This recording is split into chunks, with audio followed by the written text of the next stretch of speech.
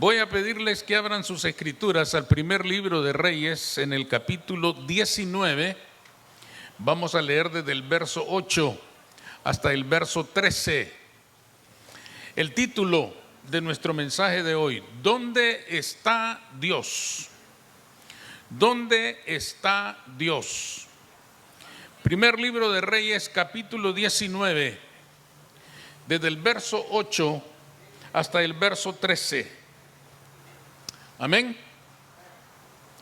Dice, hermanos, en la escritura: se levantó pues y comió y bebió, y fortalecido con aquella comida, caminó 40 días y 40 noches hasta Horeb, el monte de Dios. Y allí se metió en una cueva donde pasó la noche. Y vino a él palabra de Jehová, el cual le dijo: ¿qué haces aquí, Elías?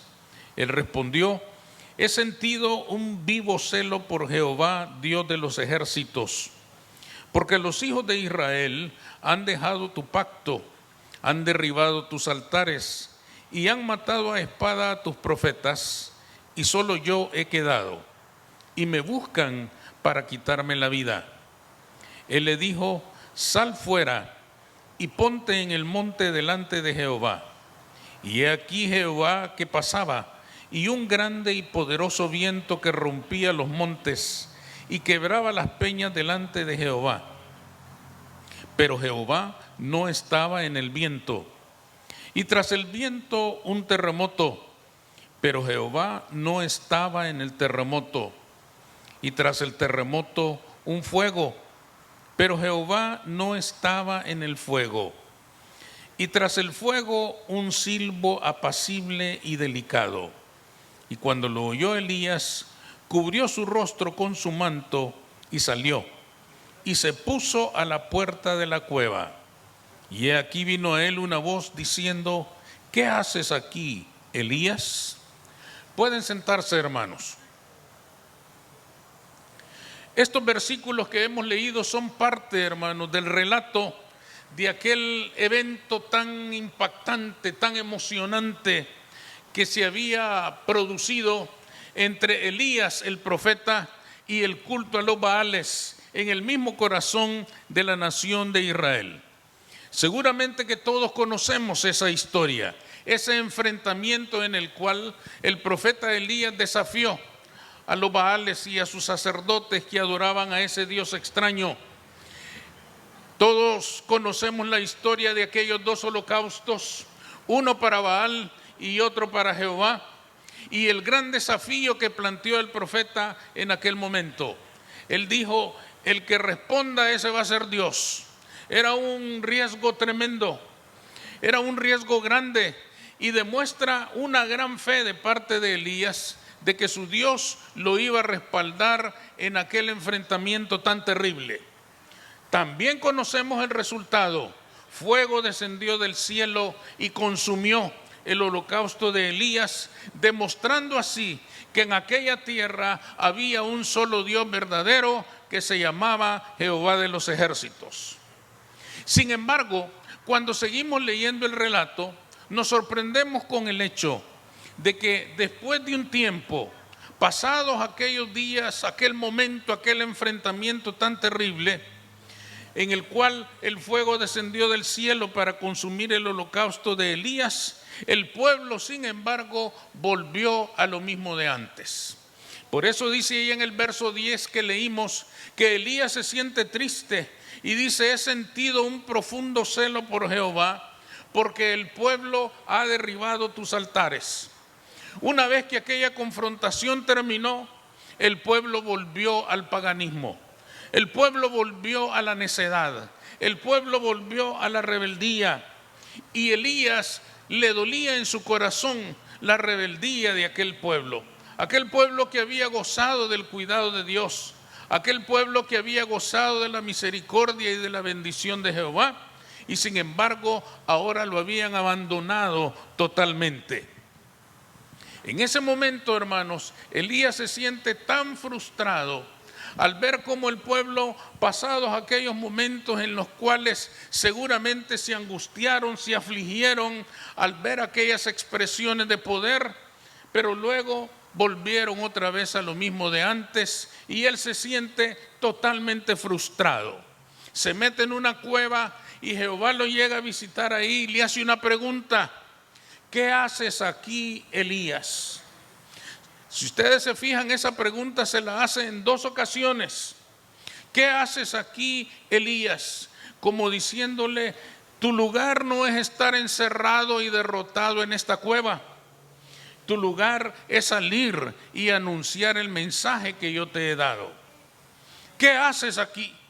¿Por qué pierdes el tiempo aquí encerrado? ¿Y por qué Elías se encontraba en aquella condición? Porque parece ser, hermanos, que Elías se sentía derrotado en el sentido de que su ministerio no había servido.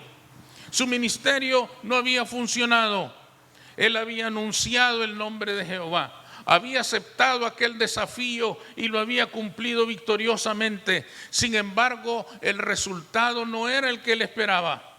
Él esperaba, hermanos, que el pueblo ciertamente se volviera a su Dios, que el pueblo se volviera a Jehová, pero no había sucedido así. El pueblo volvió a su necedad. Él se encierra entonces en aquella cueva y se siente avergonzado, se siente derrotado, se siente frustrado, se siente vencido al descubrir que el pueblo no había tomado en cuenta su mensaje.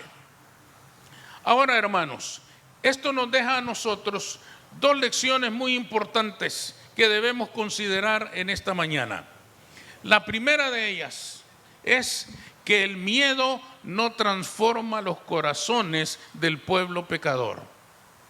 Esta es la primera gran lección que descubrimos en este pasaje. La confrontación con los Baales, como ya hemos dicho, había sido intensa, poderosa. Ver descender el fuego para consumir aquel holocausto debe haber sido una experiencia extraordinaria. Pero una vez que aquello pasó, Elías decapitó a los 450 sacerdotes de Baal. Otro evento terrible, impactante, tremendo, sangriento, terrible. Aquel baño de sangre también habría provocado algún terror, aflicción, angustia en el corazón del pueblo. Pero pasado el susto, el pueblo volvió otra vez a lo mismo. Jezabel, la esposa del rey Acab, amenaza a muerte a Elías y éste sale huyendo cuando ve que la situación en realidad no había mejorado nada. La pregunta aquí es, entonces, ¿por qué respondió Jehová de una manera tan intensa si el pueblo no iba a cambiar? Porque Jehová lo que quería, hermanos, era demostrar que existía un solo Dios verdadero. Su gloria había sido desafiada y Dios sabe defender su gloria. Y por eso respondió ante aquel evento que se había presentado. Pero no significa, hermanos, que aquel evento tan trágico, tan sangriento, tan impactante a los sentidos iba a cambiar el corazón del pueblo. Jehová lo sabía. Jehová entendía bien, hermanos, que el corazón del hombre pecador es tan necio que mira el poder de Dios y sin embargo no se vuelve a él. El corazón pecador es así. Mira la verdad de Dios, la puede constatar en la vida de otros, pero sin embargo no cambia su manera de vivir. Elías se sentía frustrado porque él esperaba que aquella muestra de poder venida del cielo iba a cambiar el corazón del pueblo de Israel e iban a arrepentirse delante de Jehová, pero no había sido así. De ahí vino su gran frustración y terminó escondido en aquella cueva. Y precisamente por eso Jehová le dice, ¿qué haces aquí? Este no es tu papel, este no es tu lugar. Tu lugar es seguir anunciando que solo Jehová es Dios. ¿Qué nos enseña eso a nosotros, hermanos? Que el corazón del incrédulo no se convierte por miedo. Terribles fenómenos naturales podrían asustar al ser humano por un tiempo, pero no alcanza para que se vuelvan a Dios. Si el corazón humano se volviera a Dios por miedo, esta pandemia nos hubiera hecho cristianos a todos.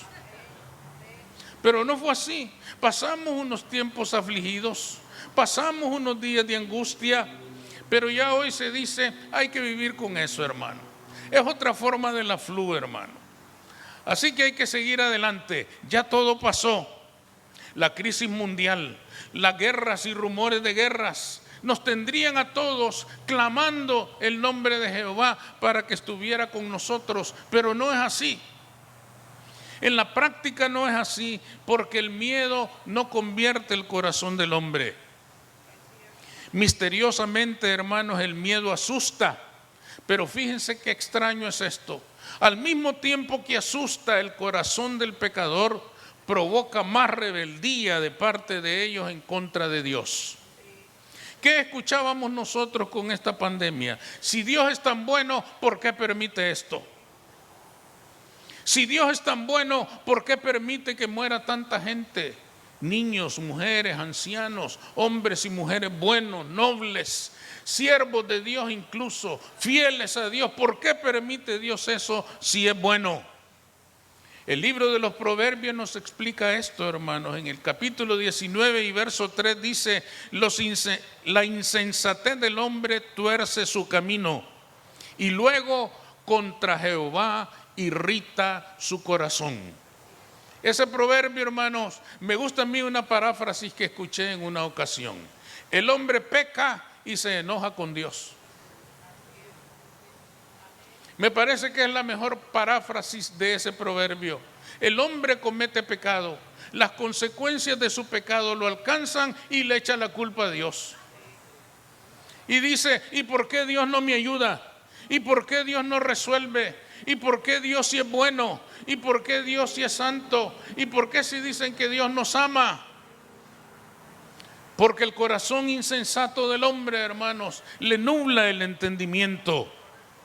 Esto es el colmo de la necedad. Y es justamente lo que ocurrió con Israel después de aquel enfrentamiento con los Baales.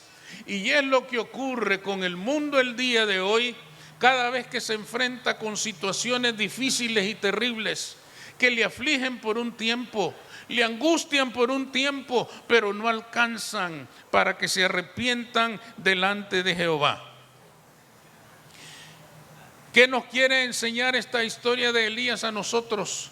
Que no nos debemos desanimar ante la incredulidad del mundo. No es nuestra tarea encerrarnos en una cueva o encerrarnos en la iglesia y olvidarnos de que allá afuera hay un mundo incrédulo que no tiene esperanza.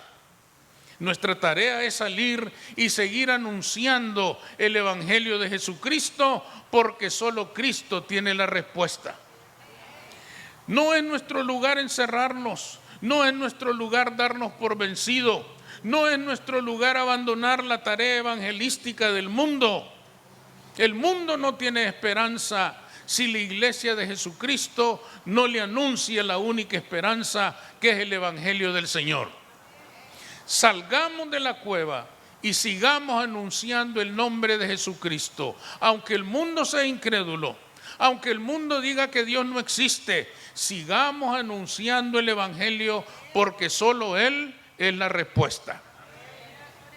Esto nos lleva al segundo punto. ¿Qué tenemos que saber cuando nos sentimos desanimados? Que el corazón del pecador solo puede ser conmovido por el silbo apacible del Espíritu Santo. Elías en aquella cueva, hermanos, masticaba su pena, su amargura y su frustración.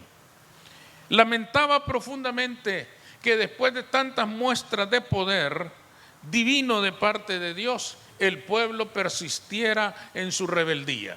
¿Y por qué decimos que persistía? Porque en el verso 10 lo dice claramente: he sentido un vivo celo por Jehová, Dios de los ejércitos, porque los hijos de Israel han dejado su pacto, han derribado tus altares. Fíjense bien en eso. Pasó el enfrentamiento con los Baales, se sintieron atemorizados, se afligieron, se encerraron en sus casas unos días, pero luego de eso derribaron los altares de Jehová y siguieron adorando a Baal.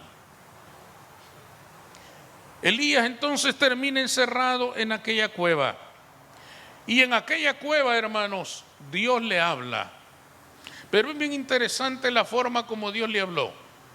Cuando Dios se acerca a él a la cueva, ocurren 4 fenómenos tremendos. 3 de ellos son naturales. Un gran viento que rompía las peñas. Dice, imagínense qué comparación esa más tremenda. Aquel viento debe haber sido terrible, fuerte, aflictivo, espantoso. Rompía las peñas, pero Jehová no estaba ahí. Después hubo un gran terremoto, fenómeno natural terrible, y Jehová no estaba ahí. Y después de eso, ¿qué pasó? Un gran fuego, un fuego que podría sugerir el juicio terrible de Dios, pero Jehová no estaba allí. Esos 3 eventos naturales fueron tremendos. Infringieron miedo terrible en el alma de Elías, pero Jehová no estaba ahí. ¿Y dónde estaba Jehová? En un silbo apacible, casi imperceptible, pero que llenó de fortaleza el alma de Elías. ¿Qué es lo que Jehová le estaba enseñando a Elías? Lo mismo que ya nosotros hemos dicho. Elías, los primeros 3 fenómenos naturales le dan miedo a cualquiera. Pero el hombre pecador no se arrepiente por miedo. Aunque vea las cosas más terribles, se aflige por un momento, pero después de eso, comamos y bebamos porque mañana moriremos. Ya pasó el susto, ahora nos desquitamos con más ganas. Así es el corazón del hombre. Jehová le estaba diciendo a Elías cuál había sido su error. Pensar que él convertiría al pueblo no era así. O pensar que el pueblo lo había rechazado a él. No te han rechazado a ti, me han rechazado a mí. No eres tú el que los va a convertir, es mi Espíritu Santo el que los va a convertir. No tienes que desesperarte por las respuestas negativas que puedas mirar en el mundo de hoy. El profeta queda asombrado cuando descubre que Dios llegó a él en aquel silbo apacible. En vez de infundirle miedo, terror, angustia o desesperación, él se sintió lleno de una paz, de armonía, de seguridad, de confianza. Y ahí descubrió la grandeza de Dios. Lo hacía así para demostrarle lo equivocado que estaba al considerar que su ministerio había fracasado. Pero es importante notar una segunda cosa aquí. Los primeros 3 fenómenos, el viento, el terremoto y el fuego, eran fenómenos naturales. Pero el silbo apacible del Espíritu Santo era sobrenatural. Es decir, los primeros 3 fenómenos fueron naturales. El silbo apacible es espiritual, no natural. Los hombres no se van a convertir porque vean cosas terribles en la naturaleza. Los hombres se van a convertir cuando el Espíritu Santo de Dios redarguya sus corazones y sus mentes. No hay otra manera de hacerlo. Cuando el Espíritu Santo redarguye al pecador, lo hace de una manera especial. No es a golpes, ni con violencia, ni con amenazas, ni con terror, ni con anuncios de juicios destructivos. Lo deja mirar su pecado con sus propios ojos, pero en medio de un clima de amor y de misericordia. No lo amenaza con destruirlo, no lo amenaza con hacerlo pedazos, no lo amenaza con aniquilarlo, lo llama al arrepentimiento. Es un impacto grande, pero solo perceptible por el alma humana, solo perceptible en el interior del ser humano. No cae fuego del cielo que consuma un holocausto. El fuego que descendió en aquella ocasión, hermanos, tiene que haber sido terrible. Dicen los expertos hoy, ahí en la NASA y en todos esos lugares, que para que pudiera consumir el agua, porque ahí dice la cantidad de agua que había, el fuego que cayó, para consumirla en un instante, tenía que haber sido una cantidad de calor que es imposible repetirla hoy en día. Para que en un solo instante evaporizara toda aquella cantidad de agua, el grado de calor que alcanzó ese fuego no se puede repetir. Fue algo extraordinario y sin embargo el pueblo no se arrepintió. Cuando el Espíritu Santo redarguye el alma humana, no tiembla la tierra, ni se agitan los cielos ni las estrellas, pero se conmueve el alma del pecador. El peor pecador es conmovido cuando el silbo apacible del Espíritu Santo alcanza sus almas. Todos lo hemos visto en la vida. Hemos visto pecadores rebeldes, soberbios, orgullosos. Hay algunos pecadores que incluso toda esa soberbia y todo ese orgullo armonizan con la estatura, con su fortaleza. Ellos mandan en su casa, uno o dos que andan por ahí. Y yo, hombres soberbios, hombres machos, toros fuertes, aterrorizadores. Pero me acuerdo yo de los monitos en la televisión. Los toros más bravos les ponen un arete en la nariz, porque ahí son ellos vulnerables tremendamente. Usted mete el dedo en ese anillo y lo saca a pasear como si fuera su mascota. Así son estos grandotes. Son terribles, pero el Señor les pone un anillo aquí y lo saca a pasear. Y dice, este también fue redimido. Este temible también fue redimido. El silbo apacible del Espíritu Santo lo ha cambiado.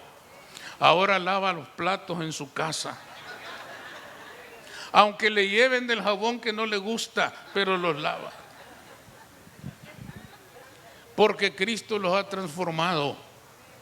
El silbo apacible, hermanos, transforma el alma pecadora. Es la única manera. Nadie va a convertir al pecador. Nadie va a cambiar al pecador. Por eso tantas personas se sienten frustradas porque quieren cambiar a la otra persona. Hasta el modo de hablar le quieren cambiar. Y no va a ser posible. El único que lo puede cambiar es el Espíritu Santo. Ese favor inmerecido que recibe el alma humana en el silbo apacible es la gracia de Dios. Algo que no merecemos, algo por lo que no hemos hecho méritos para recibirlo. Cristo hizo los méritos en la cruz del Calvario y nosotros los recibimos de la mano misericordiosa de Dios.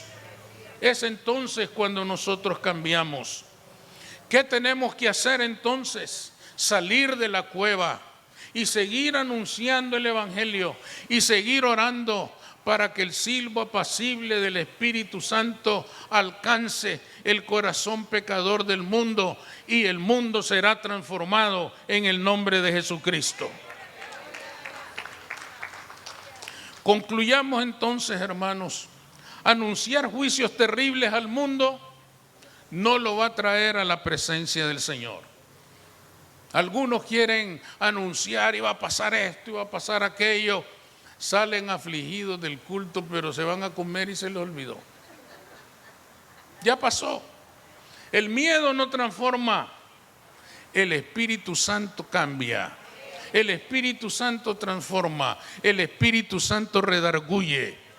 Es el único que puede cambiarnos. Por lo tanto, salgamos de la cueva y sigamos predicando el Evangelio. El Espíritu Santo hará su obra en su momento y de manera perfecta, y el mundo tendrá esperanza. Vamos a orar. Señor, te damos gracias